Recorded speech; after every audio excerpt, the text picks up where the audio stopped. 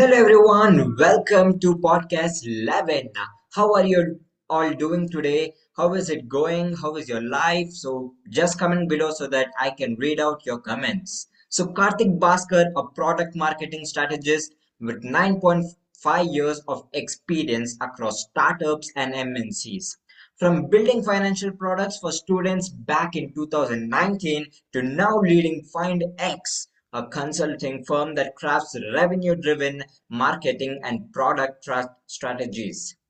Sir's journey has been all about unlocking growth. In this podcast, we decode the art and science of business growth, helping brands scale with the right strategies for both acquisition and revenue. Also learning finance and importance of finance in the early age, whether whether you are a startup founder, marketer, or a product builder, it doesn't matter because you're at the right place. So without any further delay, let's put our hands and welcome on the screen Karthik Bhaskar sir. Hello sir. Hi, Hrudai. How are you doing today? I'm good. I'm good. How are you? Good sir. Thank you so much for accepting this podcast and being here with us for this podcast 11. Yeah, thank you so much for having me. Yeah, sir. Thank you so much, sir. Yeah, so let's start with our podcast. Sure, So, sure, sure, sure. can you take us back to your childhood? What kind of environment did you grow up in? I have to look back 2 decades. So basically, my childhood was good. It was decent. Like I had a good schooling, and I studied in Urbindo, Kumarans. So for me, it was more like um, surrounded with people who are studying and surrounded with people who are doing better in sports. And it was more towards driving towards uh, ambition. It was like, figuring out, okay, what is that we need to do? At a very young age of fourth grade or fifth grade, I used to think about what is that I should be doing when I grow up. I used to write, this is my ambition, this is my goal. I want to do this, I want to do that. So it was more towards chasing your dream, or not chasing exactly, dreaming. It's just about dreaming that what do you want to do. So that's how it's been till like 10, 11. And after that, you start understanding some realities, and when you also start understanding your strengths, weakness, and you start exploring on those areas. And yeah, it was after some time there was like quite a bit of ups and downs in my late teens and early 20s. It's mix of so many ups and downs and roller coaster. But overall, yeah, I'm thankful for being what I am now. Great, great. So, what is that one moment that you can think of in your childhood, sir? What was the one enjoyment that you had that you can think of? Okay. It's like childhood means what is the age you are looking at? What age you Well, wanted? below 10 years, what is the enjoyment part that you had in your life? I mean, it's pretty long back. But what I remember is, my father used to teach me Ramayana and Mahabharata. He used to read and tell me this is what it is, and he used to take me to meditation centers and science exhibition and all that. So these things, I used to enjoy all these things. This is what I can remember when you ask me this question. So it was more towards listening and going around with him. So this is what I remember, and I enjoyed. Yeah, good, good. So, were there any early influences like your family, books, or experiences that shaped your interest in finance and business? Okay, it's not like influence. I would say it's about the kind of thought process that was given to me at a very young age. You know. Uh, Yeah, my mom used to, talk to me from a very young age about ambition, goals, achievement. But she never told me that you have to chase money, like you have to be so rich and so material. She always told about how conscious you need to be when you're uh, trying to achieve something, and how do you choose your goals and all that. So while you are in that kind of path and journey, right, what happens is that uh, uh, you don't look money as a objective to chase. Rather, you see it is one of your itineraries to have in your life. So it's like just like how you have so many things, because money is just one part in that. And you start thinking like, okay, you need money, but how much of money you need, how do you need that? So like a childhood, we did have tough times at home, and I used to see how my mom used to manage with whatever budget they have, and whatever money they have, they used to make sure everybody are happy, and still we cross that particular monthly budget, right? So I didn't know that all these are like very important. It's just that I used to see these things. At one point, when I started earning, right, and after I started to earn, and I saw like how money multiplies, stock markets and all, that's when I thought, okay, there is a one side of my childhood where I saw how to be very conservative, mm, and there's another side of my adulthood where I see how you can multiply money. So that is when I started to put everything together, and started to uh, put it in on my lifestyle, on putting it on investments, and emergency funds, and being very conservative, and being very choosy about how you have to pick up things. I don't do impulsive buying. So whatever I do, it's everything is planned. I don't do anything impulsive. Even if I have to buy, like let's say a 10 rupees uh, uh, thing or an item, it is planned. It's not like, okay, it just happened. So I plan even for uncertainties also. If there is some uncertainty and there's some fund you need to, that is also planned. So that's how it's been. It's like the combination of my childhood and my adulthood both together in the equation. So from past 5 6 years, I've been being very conscious about money, investment, and finance. beautiful. So, what do you think is the word called as money? Okay, money is something that has to be in bank and in your pockets and not in your head. Uh, because the money is very important, very very important. For example, we're talking today, and somebody's paying for that, right? uh, I mean, the electricity, or the internet, or the AirPods, or your mic, whatever you're doing. Maybe for you, you have somebody funding to you, or your mom, and for me it is like I'm earning, so hence that is happening. So you can't neglect that, but that doesn't mean that you have to just keep it in your head and keep talking uh, to people, right? You cannot have that like a criteria to talk to people. You can't say that, okay, you have more money and I will talk to you, you have less money, I don't talk. Even though people don't agree to this, but that's how it's been. Like subconsciously people do treat people differently because of money. Money is something that has to be in bank, it has to be in other investment instruments, and in your pocket or in your wallet. Nothing anywhere else. If you keep it, it's going to ruin your life. Right, right. So, when we move down and talk about this real estate, so Hmm. back then, no, real estate was very, very good and very, very speed, right? Fast, Hmm. right? Then it dropped down, as they say, and now it's gonna be picking up, I think, because no people are investing in that. So, Hmm. what do you think about this? What do you wanna tell about this, sir? So you wanted to know about investments, right? Yeah, real How? estate now back then it was very very high pitch and everyone were investing on that and everyone were talking about it. And Hmm. now when we see the real estate discussion has only dropped down and slowly gradually so few people are talking about it and they're telling us to invest in it. So what is this happening? Okay.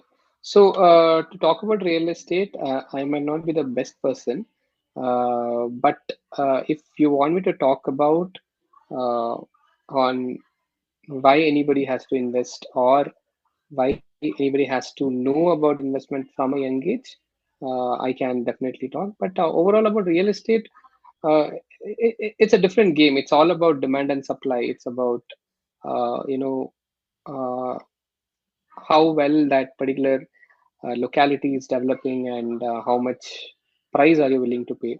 So that's a different game. Maybe we can focus on about early learnings about investments Yes. and early know-hows about how, for example, a school student, why should he or she know about money, or like why they should know how their parents are earning money. So that's something we can discuss about. Could be a right way to take it, because Right. I'm not the right person for real estate questions. Yeah, no problem. Yeah. So what was your first experience handling money or understanding finance? Okay, interesting question. So my first handling of money came when I did my first earning at the age of, I think, 15 or 16, probably. I think 17. Yeah. I went to a part-time job in Puma and I got my first income. So when I saw that money, the first thing that came to my mind was like, how do I make this recurring? How do I not stop this money coming in to me every month? Like, what is that I need to do to have it regularly? So that is when you get a question of how do you do your job better, and how do you upskill yourself, or how do you make sure that people pay you every month for the work you do. So that was my first reflection. I shouldn't stop here. I should be getting it like every month, or Right. like every time when I do something I should be paid. So that was my reflection and thought. Great, great. So why do you believe that financial literacy is crucial for school students? Okay. So school is a place where you shape your thoughts and you believe in a lot of things. For example, you identified yourself as a public speaker and you started to work on it from a very young age, right? And you started to pick that up, and now you are in a place where you are able to host people on a podcast.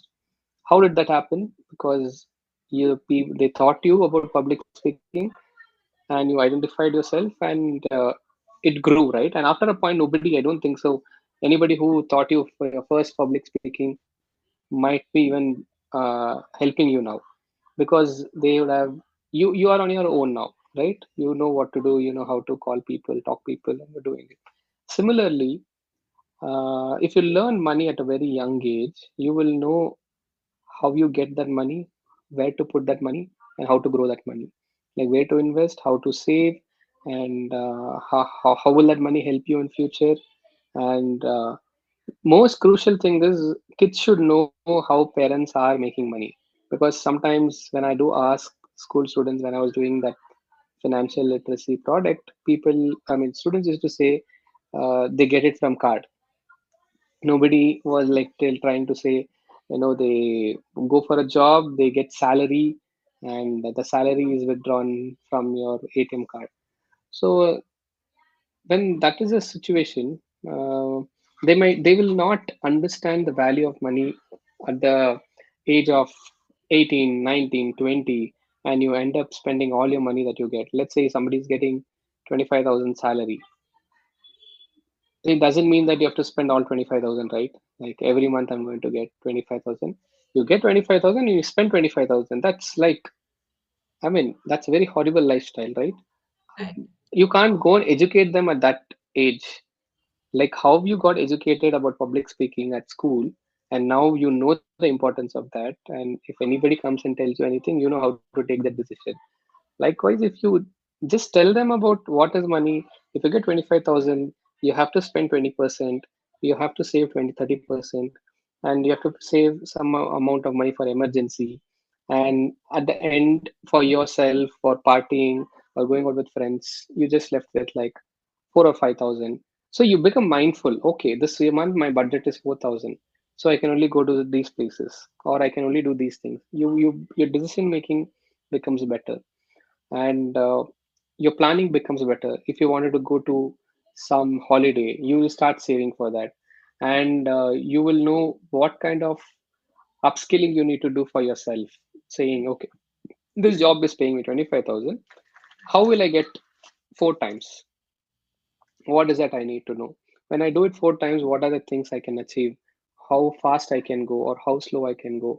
So this will give you an entire thought process thinking. It completely impacts your lifestyle, and it will even define who you are. I'm not saying you have to be conservative and frugal in your lifestyle. You will know that I am not a frugal person, I am a lavish person, and this is how I will spend, and you're mindful about it. And I know I'm very frugal, so I know that. So my thought process, my talking, my behavior, everything will reflect that.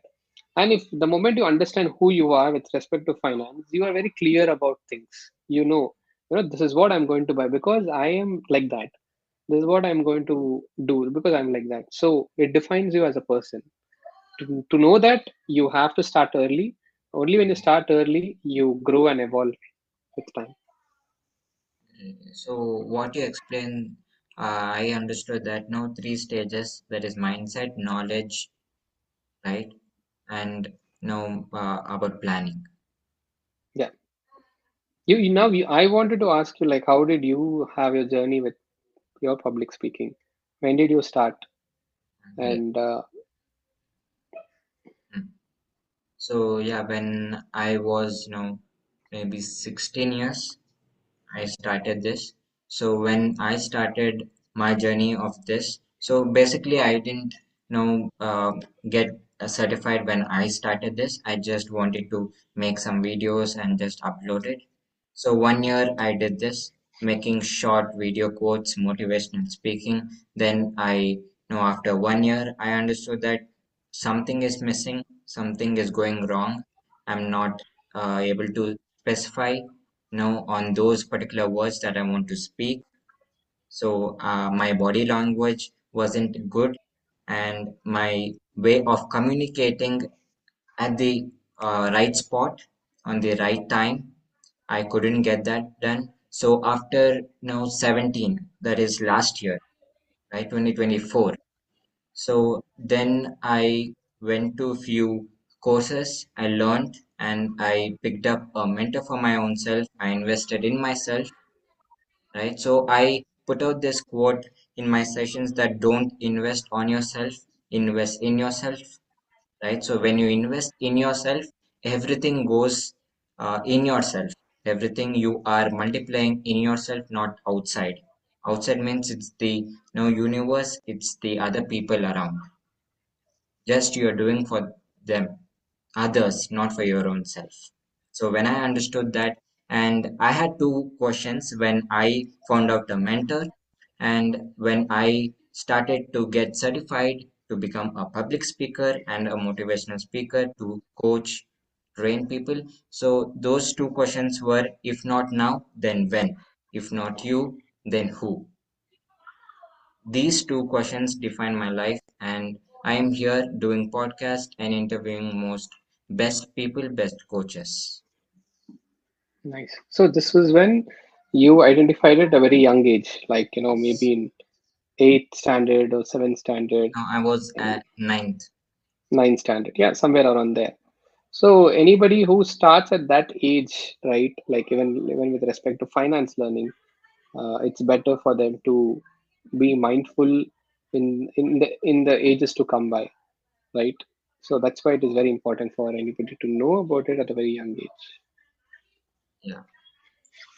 So now in 2019, you built financial products for students. So what was your vision behind that? So my vision behind that was to make every student uh, make them money smart. Like even like a ninth standard student should be able to talk about taxes and like or they when somebody comes and talks about, okay, there was a stock market crash, they shouldn't be like, okay, what is that? They should be able to give an opinion or able to give some insight or even talk about it or even understand it and say give a reply to an adult, like saying, okay, I did observe that, but did you even notice this is going to be a recovery or something like that. So that was my vision, making every student money smart. And uh, I had another vision of, where underprivileged kids also get an exposure about this kind of courses and learning, like where they understand about money, because they might not even know like so something like this exists, right? So these two are my vision when I started the product. Great, beautiful. So, what are the biggest mistakes people make when it comes to money and financial planning early in life? Okay, the first mistake is that they don't learn about it. That's the mistake, right? Until like 4 5 years back, I think a lot of people did not know about a proper financial planning. It was all about ambiguity, anxiety, and nobody was aware, and everybody thought, investing, buying a house or investing on gold assets are the best. But I think of late, from past 5 to 8 years, things have changed.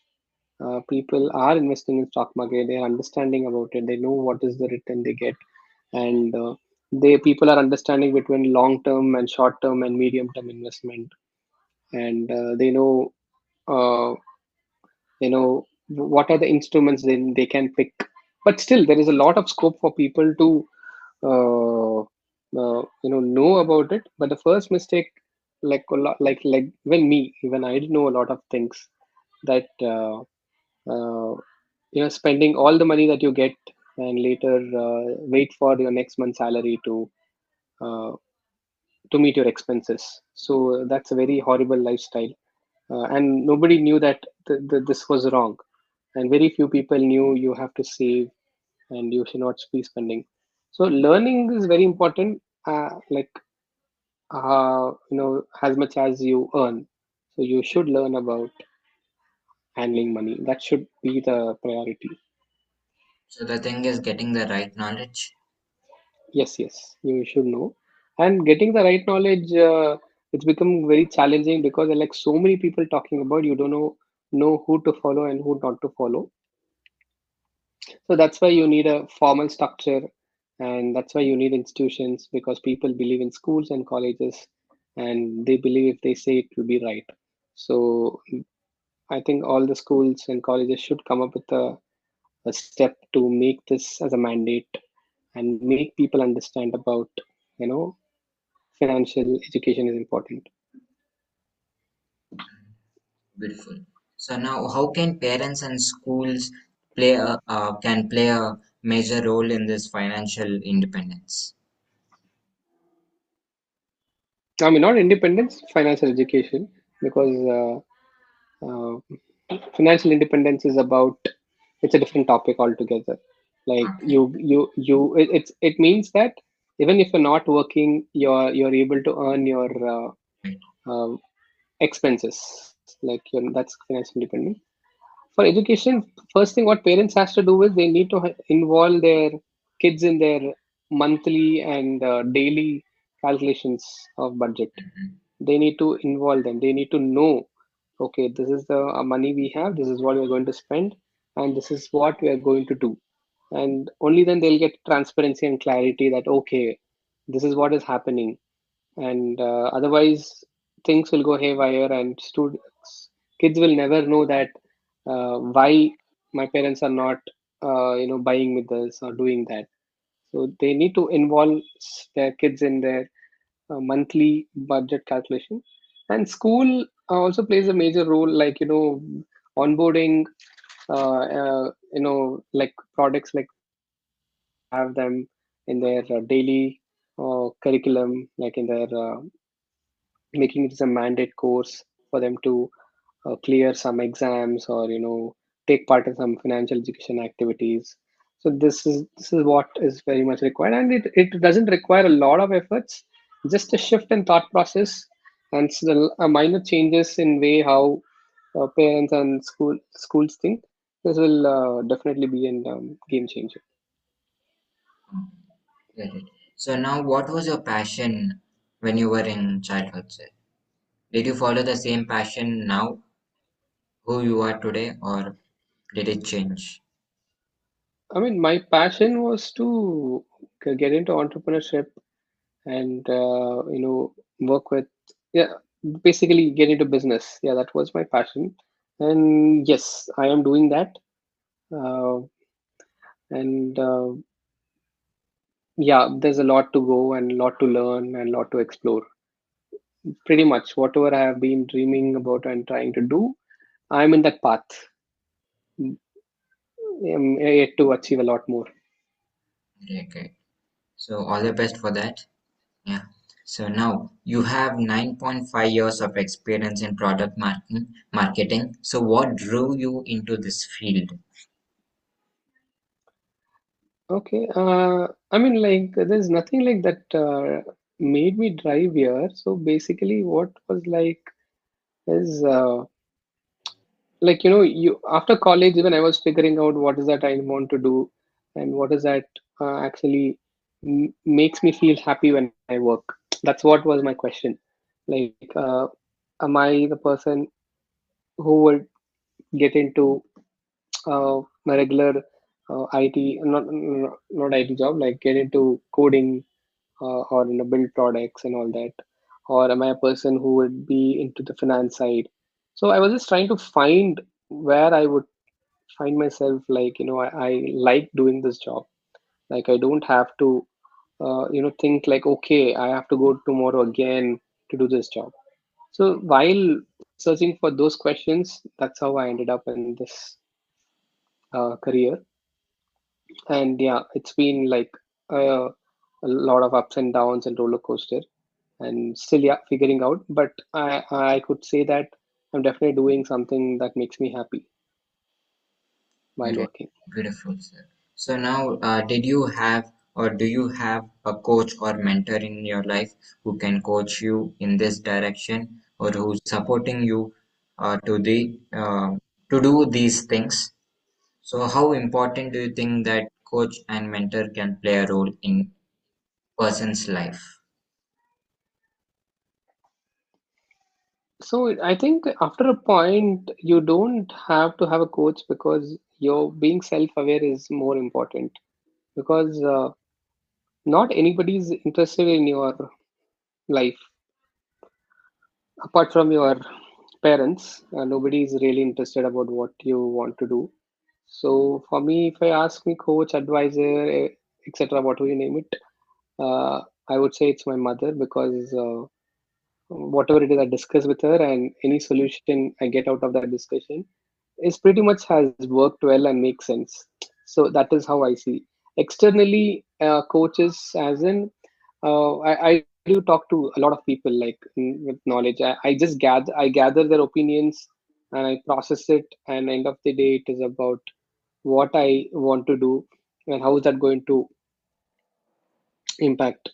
And all this I discuss with my mother, and I just take whatever she says, because she's like the one person, like any parents, uh, they don't say anything uh, with the intention, like saying what is in it for me. They're like, they wanted to always tell you everything so that you are better in life. So this is my take on coach and mentorship. Yeah, great. So now, how has working with both startups and MNCs shaped your perspective on marketing and product strategy?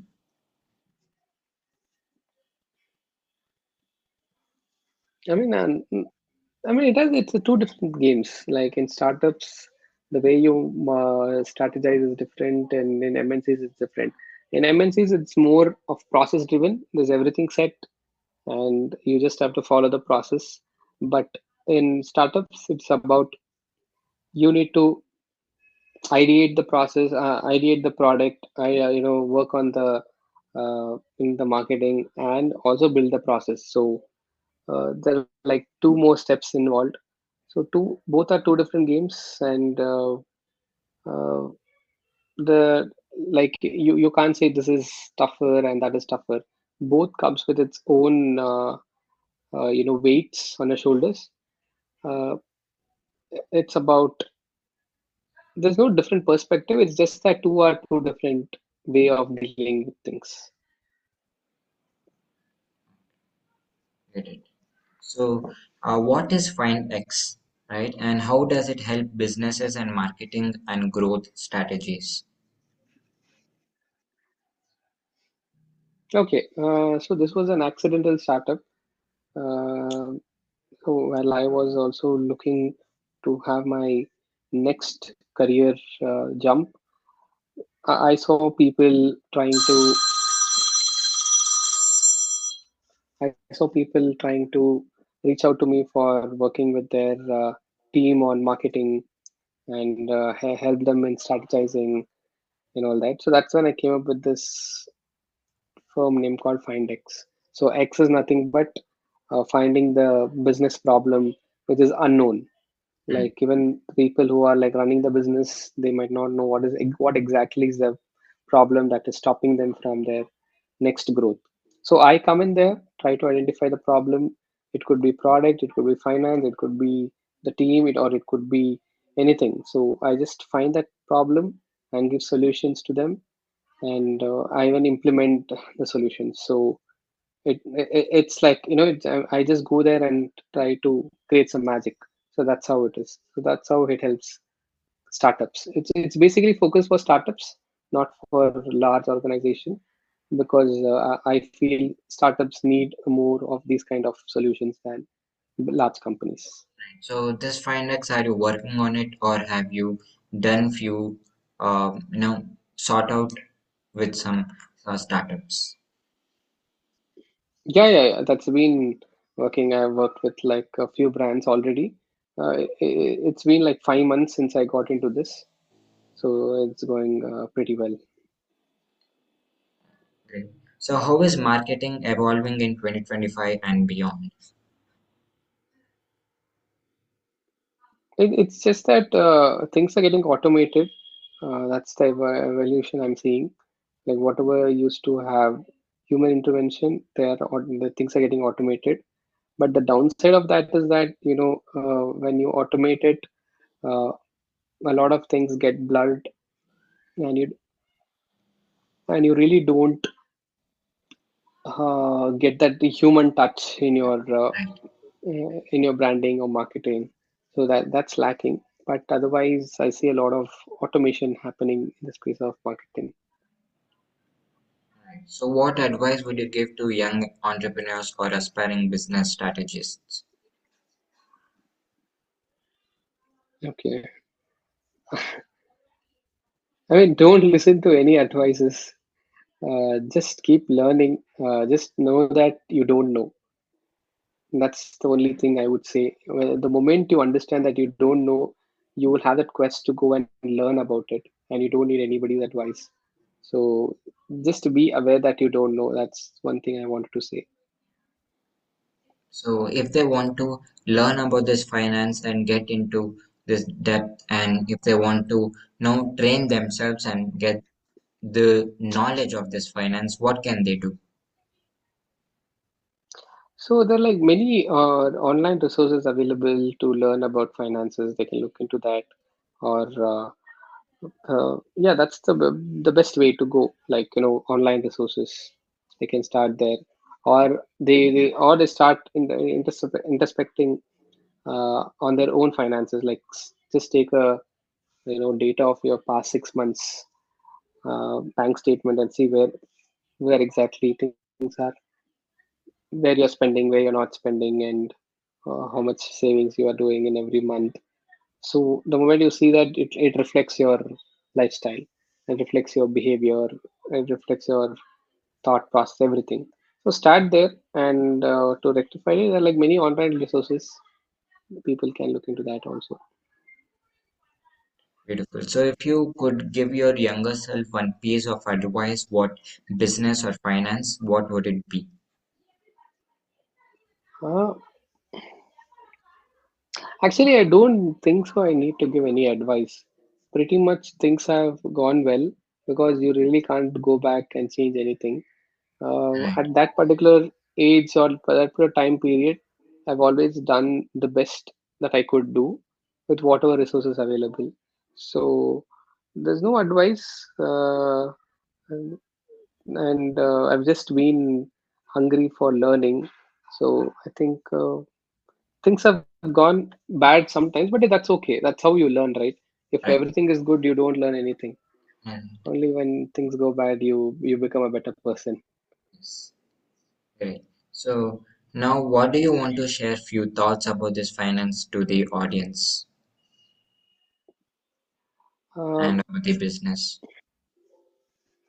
so I would like to say, like, start talking about finance with your younger ones, like at home.